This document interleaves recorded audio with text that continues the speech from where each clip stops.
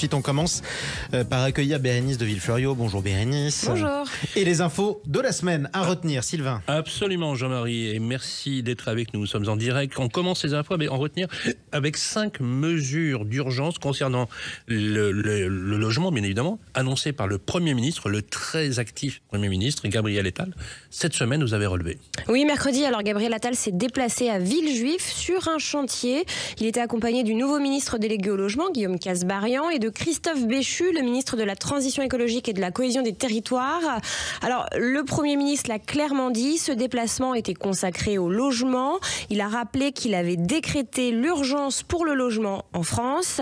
Gabriel Attal a déclaré « On va se battre centimètre par centimètre, mètre carré par mètre carré pour aller chercher du logement pour les Français. On va aller chercher tous les logements possibles avec les dents pour les Français. » Voilà pour les mots du Premier ministre.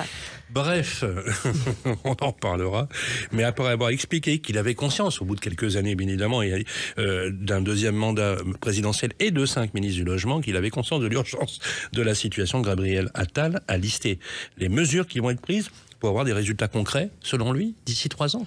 Oui, alors la première mesure d'urgence dont Gabriel Attal a parlé, ce sont les fameux 22 territoires engagés pour le logement qui ont été choisis par le gouvernement. Parmi eux, Villejuif, Dunkerque, Dieppe, Toulouse, Bordeaux, Marseille et Saint-Malo qui ont été cités mercredi par le Premier ministre. À l'intérieur de ces territoires, concrètement, en fait, l'État va financer certaines opérations et simplifier drastiquement des procédures, ce qui va permettre de sortir de terre plus de logements et plus vite.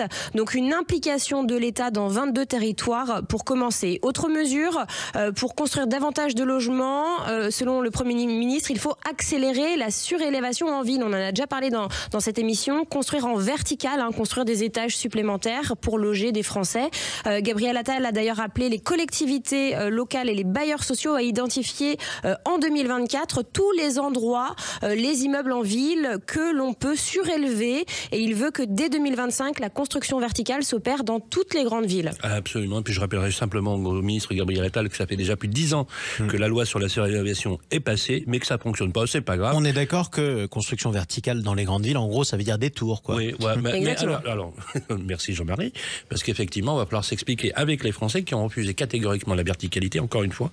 Voilà, on s'apprête à vigilance. Une autre mesure annoncée par le Premier ministre, décidément, il n'arrête pas. Ça concerne la maison individuelle. Alors on va pas se plaindre quand ils parlent enfin du logement. Alors attendez.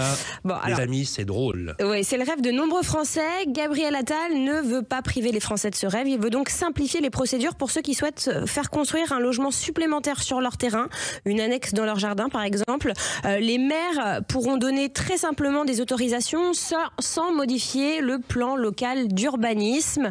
Ensuite, une autre mesure pour accélérer la transformation de bureaux en logements, car selon le Premier ministre, il y a beaucoup trop de bureaux vacants. C'est un gâchis inacceptable vu le manque cruel de logements.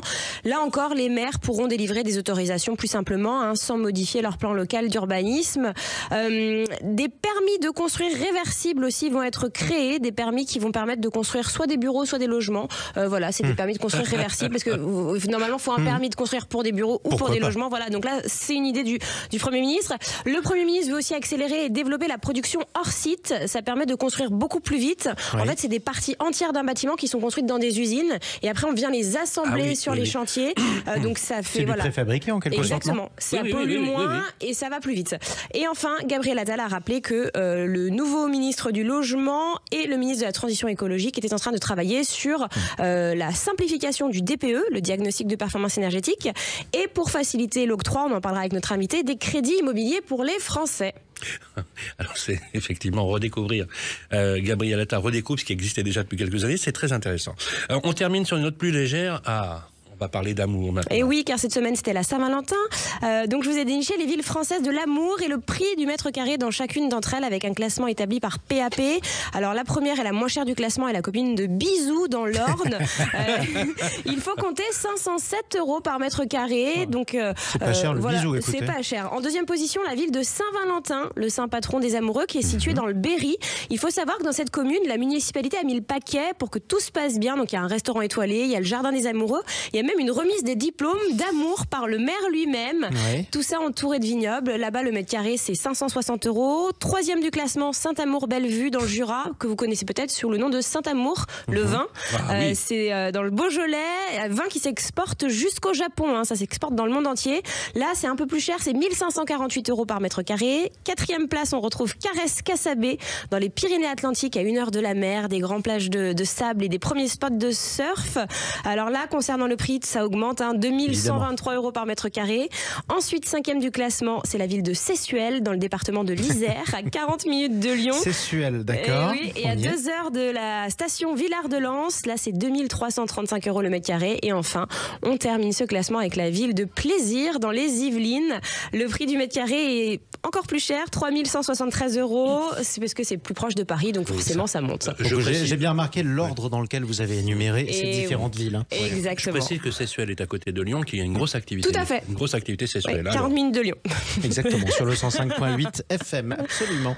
Écoutez, merci pour ces infos à retenir, on les aura bien notées, en tout cas toutes les adresses, notamment Bérénice de Villefloriot.